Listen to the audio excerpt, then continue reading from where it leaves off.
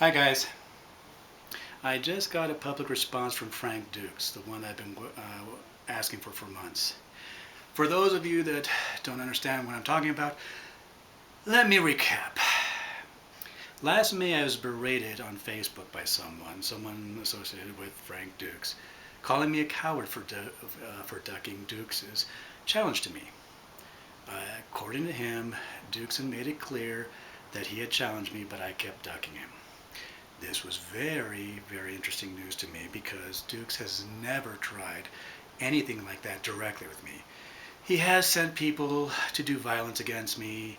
He has spread vicious rumors about me, but he's never really risked a direct confrontation in the ring or anything like that with me. So I did believe them because I've been told that Dux does things like that. He talks a lot of crap behind people's backs and then when called on it, nearly pees himself in fear. So rather than go through anybody else, I decided to ask for a public explanation, an answer from Dux in public instead of going through other people or in private. That was last May. I can be very persistent.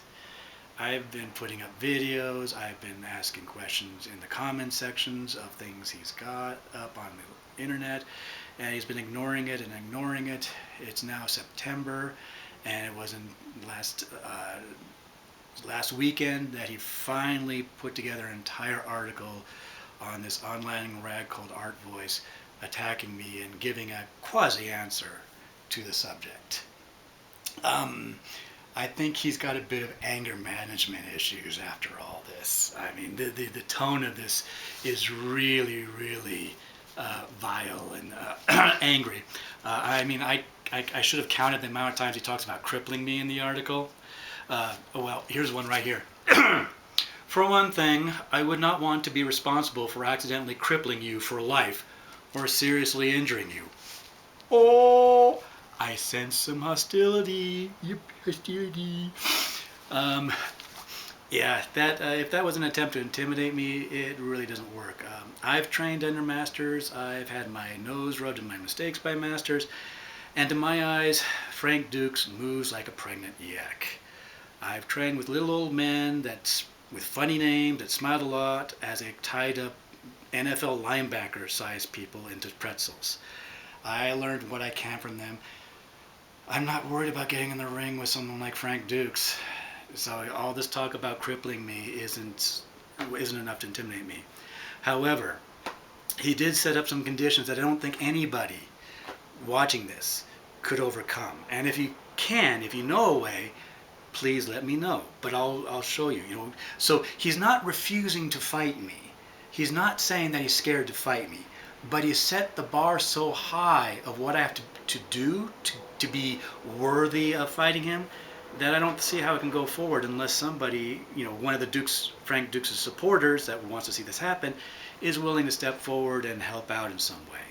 The first requirement, well actually there's one, medical records, that's no big deal. I don't want Frank seeing my medical records other than just a sports checkup because, again, but that's no big thing. But this is one thing that I don't see how I can overcome. I might be willing if you might require us to fight offshore where mutual combat is still legal. There was a reason that the Kumite was held offshore. For those of you that don't know what the Kumite is, it's the fictional death match that Frank Dux claims to have won and to have done 56 consecutive knockouts in. It's been proven to be fake. The LA Times did an article exposing Dux's story about it. Dux tried to sue the LA Times and he lost. Because as I tell every first-year journalism student, your best defense against a libel suit is the truth. This is not the only libel case that Dux has lost badly. When SOF tore apart his claims of working for the CIA, Dux tried to sue them. He lost. When the book Stolen Valor came out and showed that all of Dux's military claims, aside from being in the USMC reserves for a few months or years, I can't remember, he never did it. He tried to sue them. He lost. You can find Stolen Valor on the bookshelves and on Amazon, and it still talks about Dux. Whereas Dux's little piece of fiction called The Secret Man had to be pulled by its publisher because they found out their fact checkers hadn't been doing their job. So Stolen Valor is still on the shelves. The Secret Man isn't. So yeah, oh yeah. Yeah, that's the thing, is that where would a death match be legal? I mean, yeah, you can have MMA matches, you can have boxing matches in Las Vegas or whatever. Evidently, he wants a place where he can cripple me. You know, yeah. And the thing is that with this, the fictional Kumite was in the Bahamas in secret because even the Bahamas, you can't have a death match above ground. So yeah, how do I find a place where this is legal in the world? But here's the big thing. This is the big thing that I don't think anyone can overcome because, well, just listen. Finally, you would have to pay for this. In other words, I would have to pay for the expenses of everyone going out there, the venue, airfare, catering, whatever. And that's not all. I am not sure what gain for me there would be to fight an unknown man with no known fight record. Again, where's Frank Dux fight records outside the Kumite? Except for a substantial sum of money. Yes, so substantial sum of money. I don't know how much it is. I kind of bet that whatever amount I could raise, it wouldn't be enough. You know, if I raised $50,000, it would have to be $100,000. If it was $100,000, it would have to be $250,000. You know, you get the drift. So let this be my final response to you. Unless you offer me substantial money to fight, and you must place this in escrow with an attorney or escrow company, and can somehow legally assure me that when I beat you silly, you will have no legal recourse. I cannot accept your left-handed challenge to a fight. Yeah, so there it is. You know, he's not admitting that he's scared to get in the ring with me. But, you know, again, unless somebody out there has got $100,000 lying around they don't need, you know, I don't see how this can go forward. I mean, if you want to see this happen, you know, then maybe, and you've got, you know, a trust fund with a few $1 million, maybe it can go forward after, if we can find a place where death matches are legal. But you see, that requirement, that obstacle that he's placed in the way keeps his reputation safe. He can pretend to be not scared of me while still not actually having to get into a ring with me. This is not exactly an unexpected turn of events. There was a chance, I thought, that if I really shamed him into things, that he would actually do something. But yeah, you know, he's got just too much at stake with his lies. Frank Dux lives a lie 24/7. His entire life is built on it. He lives in fear of that being exposed. Because, you know, there's still a few people that believe that, you know, he actually did fight in the Kumite and he was a CIA operative, and they go to seminars and such with him, pay him money to teach him the crap he does.